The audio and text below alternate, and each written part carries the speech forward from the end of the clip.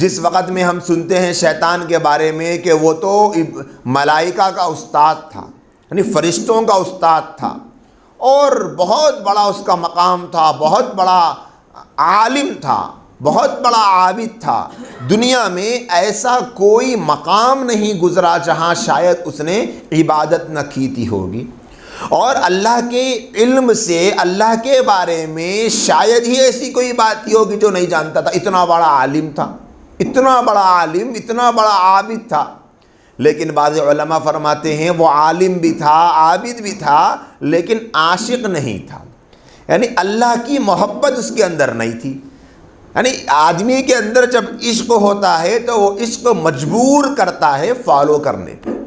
عشق کے آگے آدمی یوں کہہ سکتے ہیں ہم سلنڈر ہو جاتا ہے کہ نہیں صاحب ہمارے محبوب بول دیے، محبوبہ بول دیے، اب سب سننا پڑے گا۔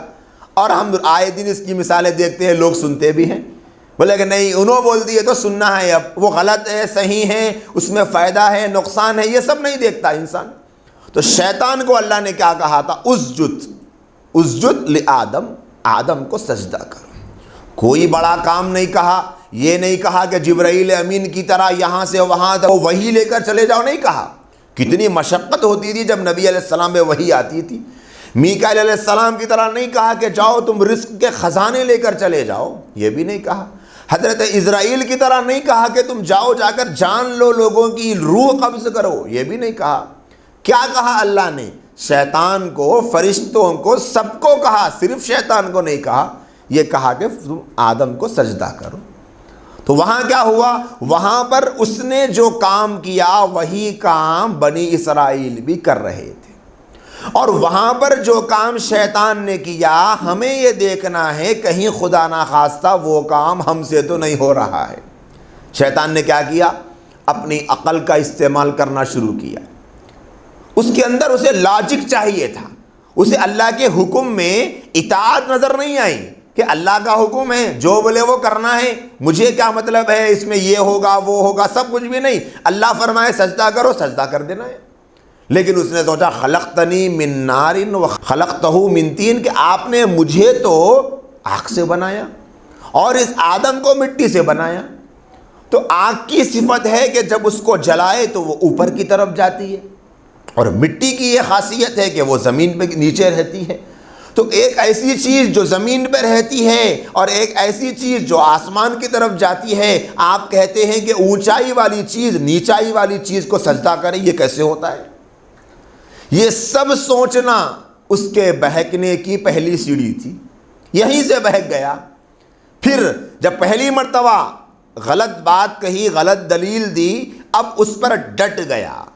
یہیں سے حضرات صوفیاء کرام ایک نقطہ نکالتے ہیں کہ ایک ہے کہ آدمی سے گناہ ہو جانا، ہو جاتا ہے، انسان ہے، گناہ ہو جاتا ہے، لیکن گناہ پر ڈٹنا، گناہ پر اکڑنا، گناہ کے اوپر ذات بن جانا کہ بولے کہ میں ایک ہی کر رہا ہوں، کیا یہ گناہ سب لوگ تو کر رہے ہیں، انہوں کر رہے ہیں انہوں کر رہے ہیں، یہ انسان کی گمراہی کی علامت ہے۔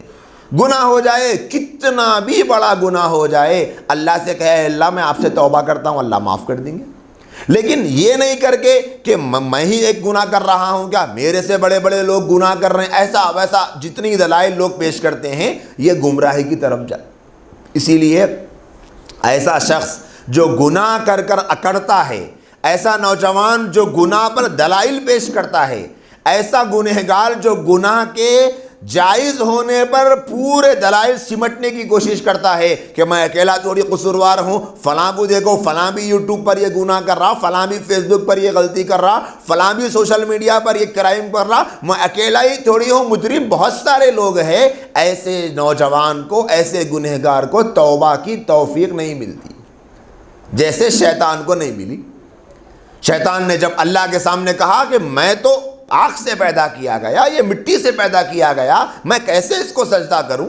تو یہاں پر ممکن ہے بات ختم ہو جاتی کہ ٹھیک ہے اللہ تعالیٰ مجھ سے ندامت ہو گئی، میں نے غلط سوچ لیا، مجھے سمجھ نہیں آیا، آپ کا حکم تھا، مٹی اور آگ کا کوئی فلسفہ نہیں تھا، کوئی تھیوری نہیں تھی، مجھے ٹھیک ہے پہلی مرتبہ سجدہ نہیں کیا، اب سجدہ کر دوں گا۔ تو ممکن ہے اللہ پاک معاف بھی کر دیتے، یقیناً معاف کرتے، لیکن ویسا نہیں کیا۔ اس نے کیا کیا؟ پھر وہاں سے تیزی پکڑا اپنے انکار کرنے میں، اب اللہ سے پھر وعدے لینا شروع کر دیا کہ آپ کے بندوں کو میں دائیں سے بائیں سے آگے سے پیچھے سے بہکاتا جاؤں گا. تو اللہ پاک نے بھی کہا کہ ٹھیک ہے تم جتنا بہکانا ہے بہکاؤ، لیکن جو میرے بندے رہیں گے وہ تمہارے بہکاوے میں نہیں آئیں گے. تو شیطان نے کیا کیا تھا؟ کوئی بہت بڑا گناہ شیطان نے ایسا نہیں کیا تھا کہ اللہ کے سامنے شرک کرنا ہے، اللہ کے ساتھ کسی اور کو شریک کرنا، یا اللہ کا انکار نہیں کیا تھا، اللہ کے حکم کا انکار کیا.